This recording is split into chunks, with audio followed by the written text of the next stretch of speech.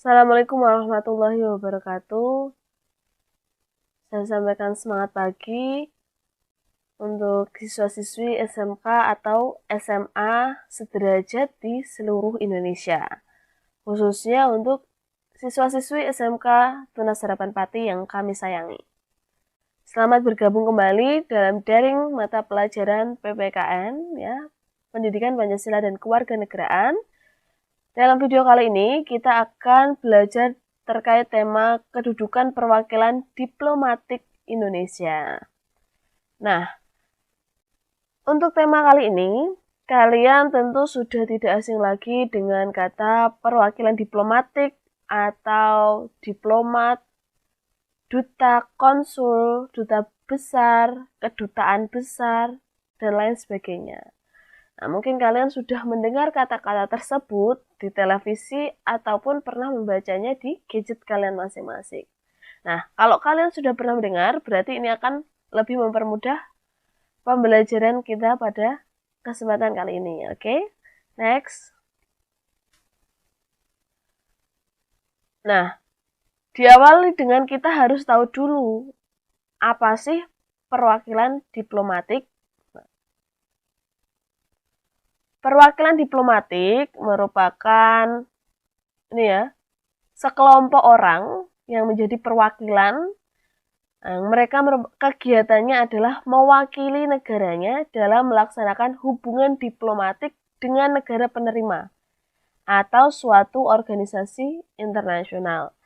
Nah, kita sepakati dulu bahwasanya dalam video ini kita akan mengambil contoh dua negara yaitu Indonesia dan Malaysia. Oke, ketika nanti saya kasih contoh, untuk selanjutnya berarti kita membahas terkait Indonesia dan Malaysia. Meskipun dalam hal ini perwakilan diplomatik itu kita laksanakan atau kita jalin dengan berbagai atau banyak sekali negara di dunia. Tapi kita ambil contoh yang Malaysia. Nah, ini yang sering kalian dengar ya, atau sering kalian baca yaitu diplomat. Nah, mungkin kalian belum tahu maknanya apa, tapi sudah pernah mendengar. Nah, seseorang yang diberi tugas sebagai perwakilan atau sekelompok orang tadi, itu dinamakan dengan diplomat. Orang-orang ini disebut dengan diplomat. Kemudian, perwakilan suatu negara di negara lain itu diberikan menjadi dua, yaitu dalam arti politik ya, dalam arti politik yang disebut perwakilan diplomatik itu tadi, dan dalam arti non-politik yang disebut konsuler ya. Nah, konsuler ini bisa juga mungkin dalam hal ekonomi, perdagangan ya, menjalin persahabatan dan lain sebagainya. Nah, ini di sini berarti kalau perwakilan diplomatik itu lebih pada arti politik ya, atau politis.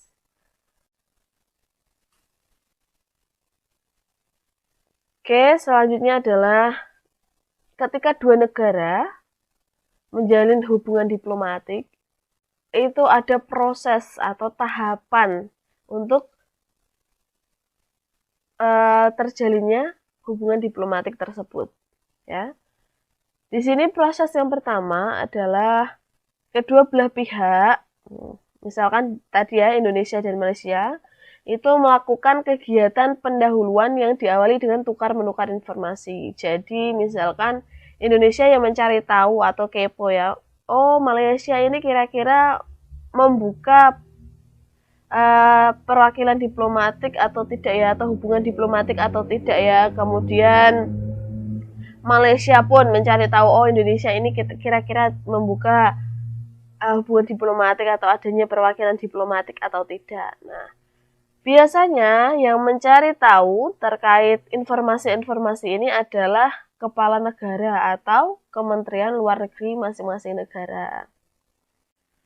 Nah, setelah memiliki cukup informasi, kemudian masing-masing negara ini mengajukan permohonan persetujuan atau agreement. Nah, untuk mendapatkan diplomat yang dicalonkan. Jadi, Indonesia dan Malaysia masing-masing saling mencalonkan diplomat ya, kemudian dimintakan permohonan persetujuan. Nah, yang perlu diperhatikan adalah apabila calon diplomat tersebut dianggap persona non grata. Nah, persona non grata ini berarti calon diplomat tersebut ditolak atau mengalami penolakan, ya, penolakan. Kemudian ini juga bisa itu ya, misalkan ada seorang laki-laki dalam hubungan asmara ya, kemudian menyampaikan perasaannya, lalu dibalaslah chat WA tersebut dengan persona non grata. Berarti kalian sedang mengalami penolakan, oke? Ini hanya sedikit contoh yang sebenarnya tidak masuk di sini, tapi kita anggap saja ini sebuah bercanda ya. Persona non grata, yaitu sebuah penolakan. Ya, atau dalam hal diplomat berarti calon ini sedang ditolak. Selanjutnya,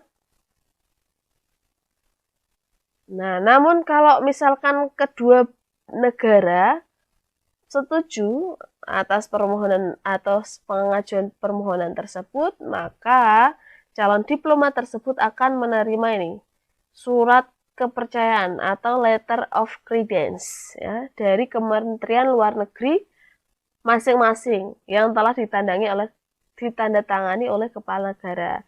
Kalau di Indonesia ya berarti dapat surat kepercayaan dari Kementerian Luar Negeri yang sudah ditandatangani oleh Presiden. Kalau di Malaysia berarti ditandatangani oleh Raja ya. Kemudian diplomat harus menemui Direktur Protokol Departemen Luar Negeri ya, untuk memperoleh keterangan mengenai ketentuan apa yang harus mereka laksanakan saat bertugas. Ini artinya ya diplomat itu harus menanyakan kejelasan apa saja sih tugas mereka sebagai seorang diplomat. Nah, atau dalam hal misalkan tugas perwakilan diplomat dalam negara Malaysia apa saja itu ya.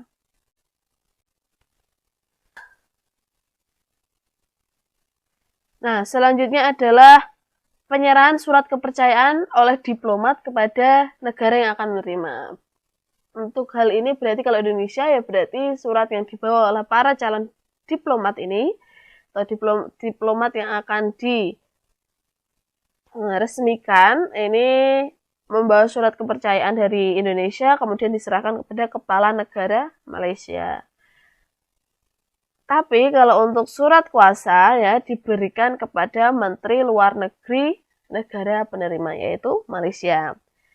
Kemudian dalam upacara penyerahan surat kepercayaan tersebut, seorang diplomat menyampaikan pidato.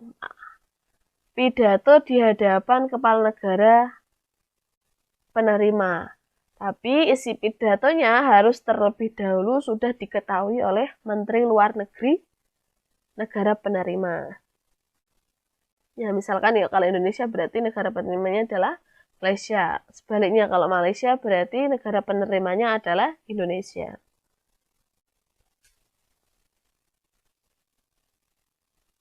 Oke, lanjut. Tugas dan fungsi perwakilan diplomatik Republik Indonesia. Nah, ini kita bahas tugasnya dulu. Yang pertama adalah representasi, yaitu dapat melakukan protes, mengadakan penyelidikan dengan pemerintah penerima. Nah, ini biasanya terkait hal-hal yang menyangkut kepentingan negara pengirim.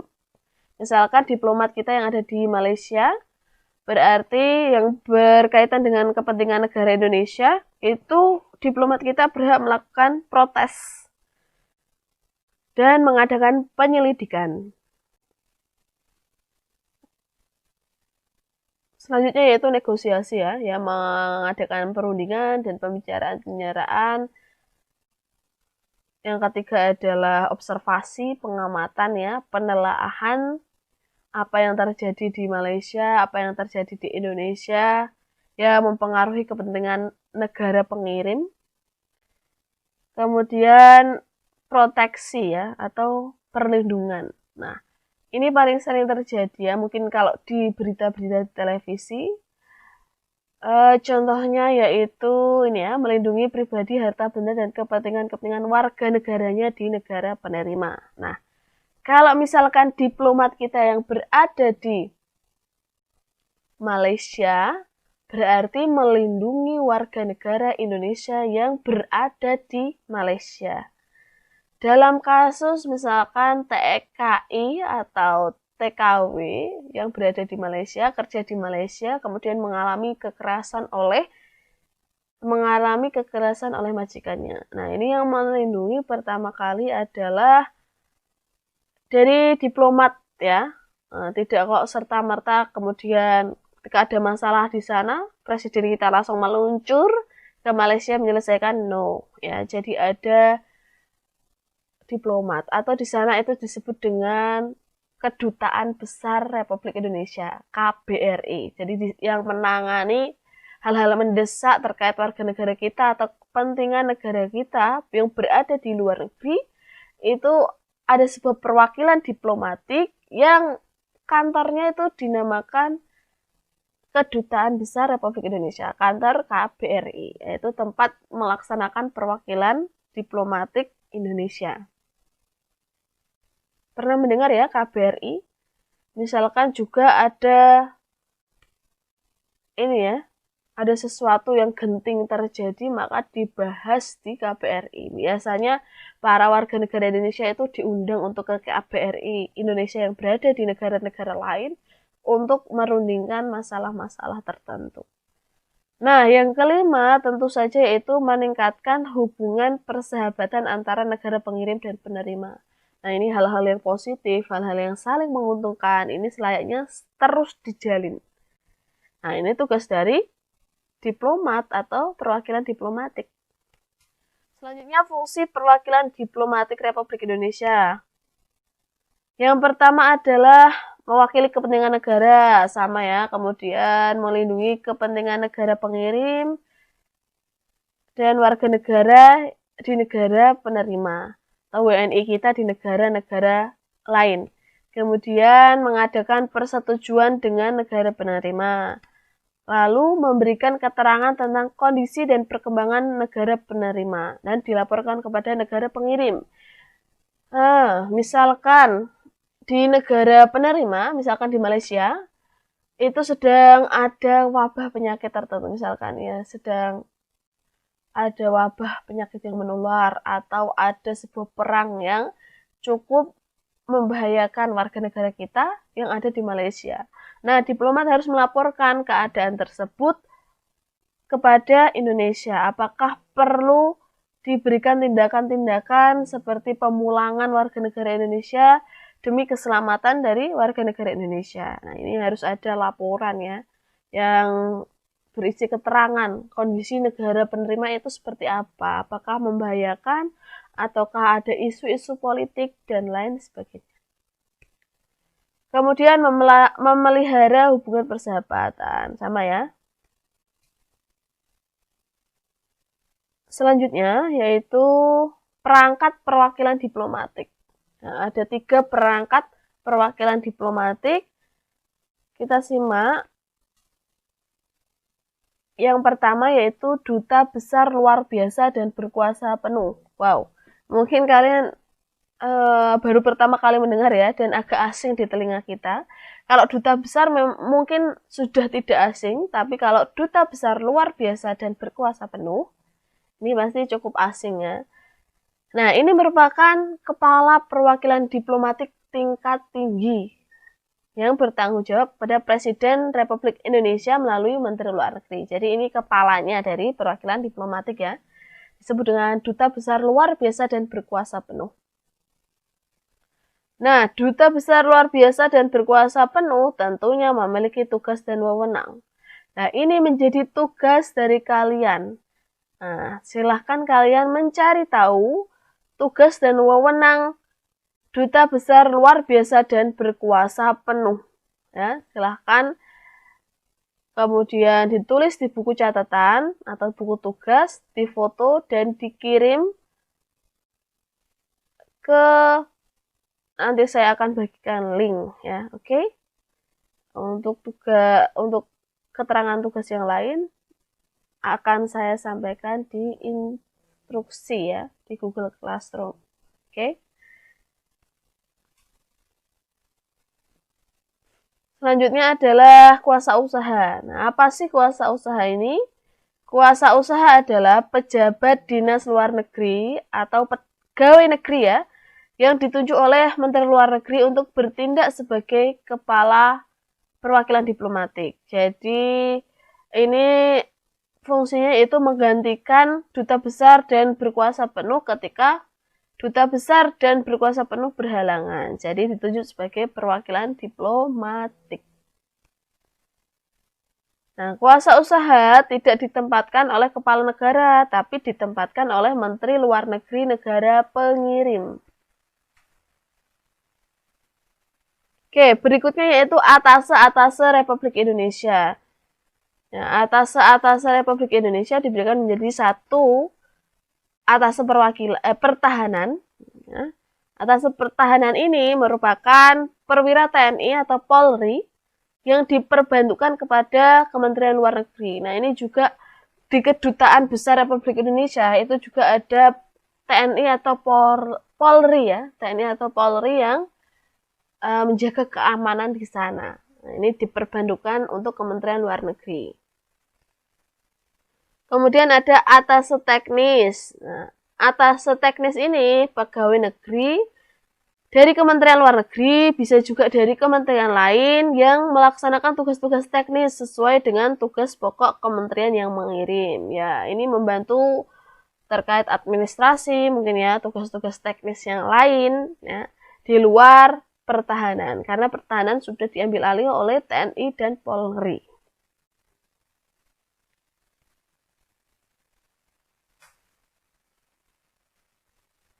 Oke, itu saja ya terkait hubungan diplomatik atau perwakilan diplomatik Republik Indonesia. Untuk apa yang sudah saya sampaikan di awal, silahkan untuk dipahami. Jika ada pertanyaan, silahkan diajukan di kolom komentar Google Classroom atau bisa juga di kolom komentar YouTube ya. Semoga apa yang kita pelajari bersama bisa bermanfaat. Apabila ada kekurangan saya mohon maaf. Sekian dan terima kasih. Wassalamualaikum warahmatullahi wabarakatuh.